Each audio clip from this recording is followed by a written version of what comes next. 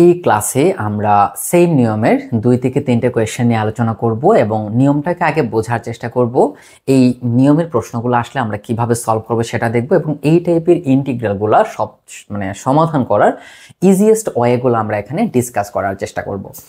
So এখানে বলা হয়েছে যে ইন্টিগ্রেশন অফ dx এবং নিচে হচ্ছে square root x minus alpha এবং সাথে আছে কি এখানে আছে আমাদের বিটা মাইনাস এক্স। সো এখানে আমরা একটা বিষয় তো ক্লিয়ার যে এটাকে আমাদের এক্স এর সাপেক্ষে ইন্টিগ্রেশন করতে হবে এবং এখানে এক্সটা হচ্ছে চলক এবং আলফা বিটা হচ্ছে ধ্রুবক। এই জিনিসটা জাস্ট আপনাকে এখান থেকে বুঝতে হবে, তারপরে আপনি এটাকে সব থেকে সহজ পদ্ধতিতে সমাধান করে ফেলবো। সো আমরা কি লিখবো? আমরা লিখবো এখানে।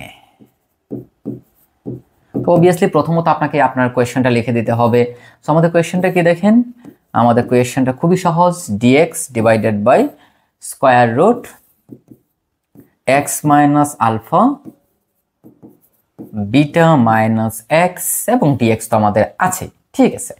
তো এই টাইপের যে প্রবলেমগুলো আছে যেগুলোর মধ্যে এরকম রুটের ভেতরে কিছু মান থাকে, সো এখানে দেখতে পাচ্ছি যে রুটের ভেতরে দুইটা উৎপাদক আছে, আপনি যে কোনো একটা উৎপাদককে ধরেই এটা সলভ করতে পারবেন, যে কোনো একটা উৎপাদককে ধরে আপনি এটা সলভ করতে পারবেন। সো এখানে আমরা দেখতে পাচ্ছি এখানে x মাইনাস আলফা একটা উৎপাদক এবং বিটা মাইনাস এক্স একটা উৎপাদক। এখন দেখেন আপনি কিন্তু এখানে ধরতে হবে, মানে আপনাকে ধরতে হবে এবং এমন একটা মান ধরতে হবে যে মানটা ধরলে আমরা এটাকে খুব ইজিলি সলভ করতে পারি। আচ্ছা, সো এই ধরার বিষয়টা আমরা এখান থেকে আগে একটু ক্লিয়ার হয়ে নেই যে কিভাবে আমরা এই টাইপের প্রবলেমগুলো পরীক্ষাতে আসলে ধরব। আচ্ছা, সো প্রথমত আমরা এখানে একটু লিখি, একটু বুঝতে হবে ভাই এখানে। তো প্রথমত দেখেন এখানে আলফা মাইনাস মানে এক্স মাইনাস আলফা আছে এবং ওয়াই মাইনাস মানে বিটা মাইনাস এক্স আছে, মানে এক্সটা প্রথমে এবং এখানে এক্সটা হচ্ছে লাস্টে। সো প্রথমত আমরা লিখব ধরি। সো এক্স মাইনাস আলফা এবং বিটা মাইনাস এক্স দুইটা পার্ট, আমি দুইটা পার্টে আপনাদেরকে বুঝাই। আচ্ছা, প্রথমে আমরা বিটা মাইনাস এক্সকে বুঝাই। যদি আমরা বিটা মাইনাস এক্সকে জেড স্কোয়ার ধরি, এখন প্রশ্ন জেড স্কোয়ার কেন? কারণ এখানে রুট ওভার আছে। রুট ওভার থাকলে আপনি কোনো কিছুর উপর স্কোয়ার দেওয়ার চেষ্টা করবেন, তাহলে রুটের স্কোয়ারের মানটা কাটা যাবে। মানে আপনি যখন এখানে মান বসাবেন তখন আপনার মানটা নিচে এরকম হয়ে যাবে। দেখেন নিচে, আমি জাস্ট নিচের কথা বলতেছি, যেটা হয়ে যাবে আমাদের এক্স মাইনাস আলফা আর বিটা মাইনাস এক্স সমান যদি জেড স্কোয়ার হয় তাহলে রুটের স্কোয়ারে কাটা গিয়ে পরের লাইনে এটা হয় এরকম হয়ে যাবে, এরকম হয়ে যাবে। তার মানে জেডটা কিন্তু বাইরে চলে আসলো এবং জেডটাকে আমরা বাইরে নিয়ে আসার চেষ্টা করব। দ্যাটস ওয়াই আপনাকে স্কোয়ার ধরতে হবে। এখন এটাকে যদি আমরা ডিফারেন্সিয়েশন করি, অর্থাৎ যদি আমরা এখানে ডি প্রয়োগ করি, বিটা মাইনাস এক্স এটা হবে ডি জেড স্কোয়ার। এখানে আমি কিন্তু ডিডিএক্স মানে এক্স এর সাপেক্ষে নাকি জেড এর সাপেক্ষে কিছু লিখিনি, তার মানে এখানে যে চলকটা আছে তার সাপেক্ষে এবং এখানে যে চলকটা আছে তার সাপেক্ষে, তাহলে এটা হয়ে যাবে মাইনাস ডিএক্স এবং এটা হয়ে যাবে 2z dz। তাহলে এটাকে আপনি লিখতে পারেন dx সমান মাইনাস 2z dz। যদি আমরা বিটা মাইনাস এক্স কে জেড স্কোয়ার ধরি তাহলে এরকম একটা মান আমরা পেয়ে যাব, কোনো সমস্যা নাই। সিমিলারলি আপনি যদি আলফা মাইনাস এক্স ধরেন তাহলে আপনি একটা মান পাবেন, তবে মাইনাস পাবেন না, কারণ এখানে এক্স এর সামনে প্লাস আছে। এখানে এক্স এর সামনে মাইনাস থাকার কারণে এখানে মাইনাস এসেছে, দেখেন এক্স এর সামনে মাইনাস থাকার কারণে এখানে মাইনাস এসেছে। কিন্তু যদি আপনি এক্স এর সামনে প্লাস ধরতেন তাহলে কিন্তু এটা প্লাস আসতো। সো প্রশ্ন হচ্ছে ভাই তাহলে আমরা কি প্লাস নিব নাকি মাইনাস নিব? দুইটি আপনি নিতে পারবেন, কোনো সমস্যা নেই, বাট চেষ্টা করবেন প্লাস নেওয়ার জন্য, কারণ আমরা সবসময় সহজভাবে কাজ করতে বিশ্বাসী। সো প্লাস নিয়ে করলেও হবে এবং ডেফিনেটলি মাইনাস নিয়ে করলেও হবে, কোনো সমস্যা নেই, বাট আমরা প্লাস নিয়ে করবো, কারণ প্লাস নিয়ে করলে এখানে আমাদের ক্যালকুলেশনের বিষয়টা সহজ হয়ে যায়। সো আশা করি আপনাদের এই বিষয়টা আমি বোঝাতে পেরেছি। সো আমরা কি ধরবো? আমরা ধরবো যে এক্স মাইনাস আলফা সমান জেড স্কোয়ার। দেখেন জেড স্কোয়ার আমরা এই জন্য লিখেছি কারণ এই দুইটা উৎপাদকের উপর কিন্তু রুট ওভার আছে, মানে স্কোয়ার রুট আছে। সো স্কোয়ার রুটটাকে বাদ দিতে হবে, দ্যাটস ওয়াই আপনাকে এটাকে স্কোয়ারই ধরতে হবে। আপনি যদি স্কোয়ার না ধরেন তাহলে কিন্তু আপনি এখানে ধরার কোনো তাৎপর্য থাকলো না। এখন যদি এটাকে আমরা ডিফারেন্সিয়েশন করি তাহলে এক্স এর ডিফারেন্সিয়েশন ডিএক্স, এবং আমি প্রথমে বলেছিলাম যে এখানে আলফা হচ্ছে একটা কনস্ট্যান্ট এবং পৃথিবীর সকল কনস্ট্যান্টের ডিফারেন্সিয়েশন অবভিয়াসলি জিরো। যেমন সুদীপ্ত আমাকে যদি আমি ডিফারেন্সিয়েশন করি এটা অবভিয়াসলি জিরো হয়ে যাবে। আর জেড স্কোয়ারের ডিফারেন্সিয়েশন হচ্ছে 2z এবং জেড এর ডিফারেন্সিয়েশন হচ্ছে dz। ওকে, এখন চলেন আমরা খেলাধুলা করি। তাহলে এখান থেকে আমরা কি লিখিব? দেখেন এখানে আমাদের আছে root over x minus alpha, so x minus alpha সমান হচ্ছে জেড স্কোয়ার। সো আমরা যদি এখানে জেড স্কোয়ার বসাই তাহলে দেখেন জেড স্কোয়ার, এখানে আছে বিটা মাইনাস এক্স। আচ্ছা এখান থেকে দেখেন আমরা এক্স এর মানটা বের করব, তাহলে এক্স সমান কি হবে জেড স্কোয়ার প্লাস আলফা। একটু বোঝার চেষ্টা করি, এখানে আমাদের যে ইন্টিগ্রালটা আছে এই ইন্টিগ্রালের মধ্যে চলক কিন্তু এক্স, চলক এক্স, এবং নতুন যে ইন্টিগ্রালটা এখানে আসবে ধরার পরে সেখানে চলকটা কিন্তু জেড, চলকটা জেড। সো এখানে যতগুলো এক্স আছে প্রত্যেকটা এক্স কে জেড এ কনভার্ট করতে হবে। তো এখানে আমরা কিন্তু দেখেন এক্স মাইনাস আলফা সমান জেড স্কোয়ার ধরেছি, সো জেড স্কোয়ার লিখে নিলাম।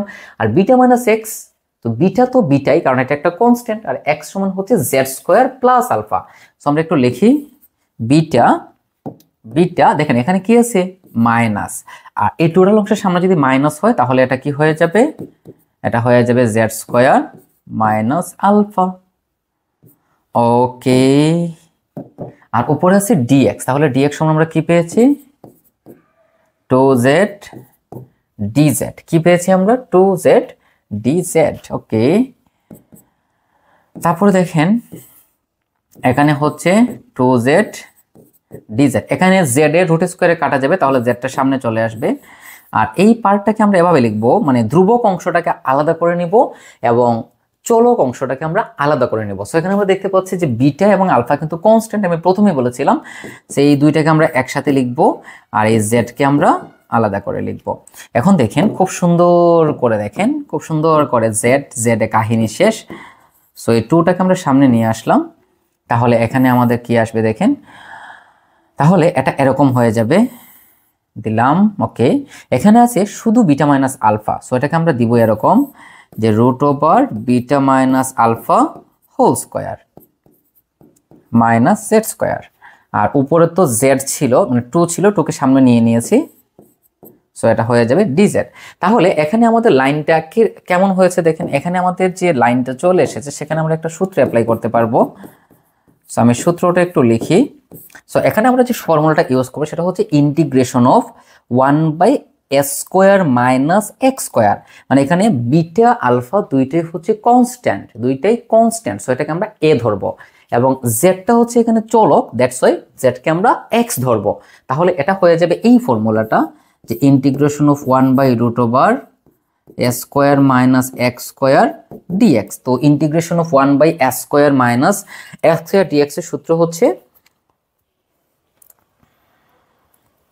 আচ্ছা আমরা একটু ফর্মুলাটা একটু দেখে নিই, এটা maybe sine inverse x by a, sine inverse x by a, sorry ঠিক আছে। তাহলে এটা সূত্র হচ্ছে সাইন ইনভার্স এক্স বাই এ।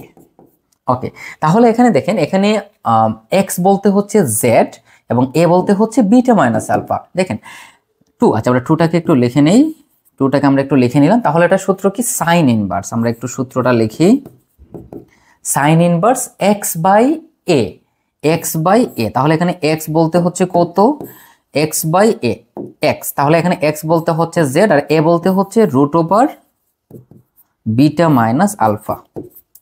এখন খুবই সিম্পল একটা বিষয় এখানে আপনাকে বুঝতে হবে, সেটা হচ্ছে যে এই যে জেড, আপনার কোয়েশ্চেনটা কিন্তু এক্স চলক বিশিষ্ট ছিল, বাট এখানে চলে এসেছে জেড, সো জেড এর মানটা আপনাকে বসাতে হবে। তাহলে এখান থেকে আমরা কি লিখতে পারি দেখেন, এখান থেকে আমরা লিখতে পারি জেড সমান রুট ওভার, মানে যদি আমরা এটাকে বর্গমূল করে ফেলি তাহলে হয়ে যাবে x minus alpha. So just এই মানটা এখানে বসাই দিবেন, তাহলে আপনার কাজ শেষ। তাহলে এটাকে আমরা কি লিখতে পারি, two sine inverse z by beta minus alpha. তাহলে জেড, জেড সমান কত, জেড সমান হচ্ছে root over x minus alpha plus c, এবং এইটি হচ্ছে আমাদের সমাধান।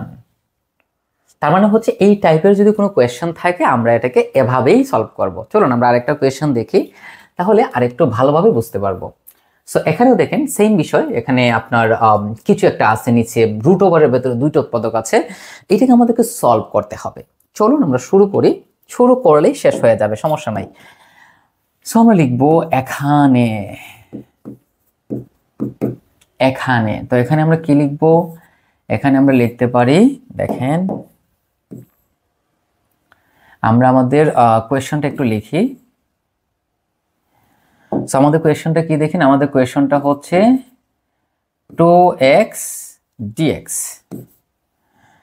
2x dx, ঠিক আছে। ওকে,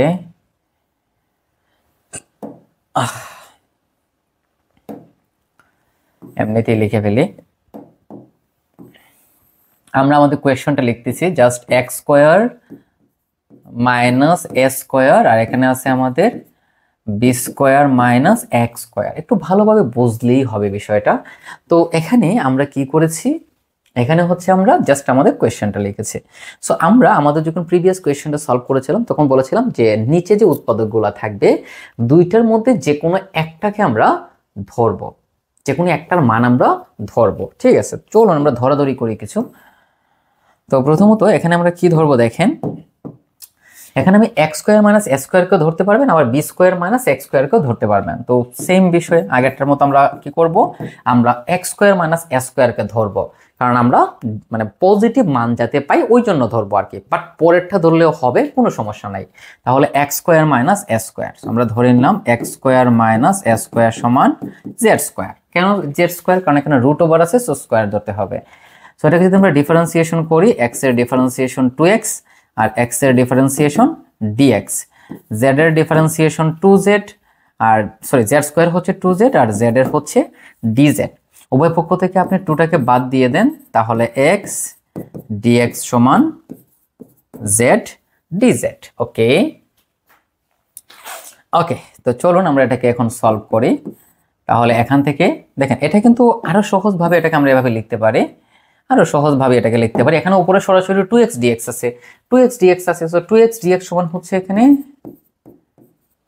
2z dz। দেখেন 2x dx সমান হচ্ছে 2z dz। ওকে, এখন আসেন নিচে, এখানে আছে x square minus a square, তাহলে x square minus a square সমান হচ্ছে z স্কয়ার, আর এটা হয়ে যাবে b square minus x square. এখন দেখেন এখান থেকে আপনাকে x স্কয়ারের ভ্যালু বের করতে হবে, সো আমরা লিখব x স্কয়ার সমান, তাহলে এখান থেকে x স্কয়ার সমান হবে z square plus a square. দেখেন খুবই সিম্পল বিষয় ভাই, এটা খুবই সিম্পল বিষয়, এই বিষয়গুলা আপনাকে বুঝতেই হবে, ঠিক আছে। তার মানে হচ্ছে আমাদের যে কোয়েশ্চনটা ছিল সেখানে এটা x চলক বিশিষ্ট একটা ইন্টিগ্রাল ছিল, কিন্তু আমরা যখন ধরেছি তখন চলক হিসেবে z কে নিয়ে এসেছি, দ্যাটস ওয়াই নতুন ইন্টিগ্রালে চলক হিসেবে z থাকবে। কি থাকবে? z থাকবে, সিম্পল বিষয়। তো যেহেতু আমাদের নতুন ইন্টিগ্রালে z থাকবে, সো অবভিয়াসলি এখানে x কে বাদ দিতে হবে। সো x স্কয়ার সমান আমাদের যে মানটা ধরেছি এখান থেকে x স্কয়ার সমান লিখতে পারি z square plus a square. তাহলে এটা কি হবে দেখেন, এটা মানে x স্কয়ারের সামনে মাইনাস, তার মানে টোটাল অংশের সামনে মাইনাস, তাহলে এটা হয়ে যাবে z square minus a square. Okay, তারপর দেখেন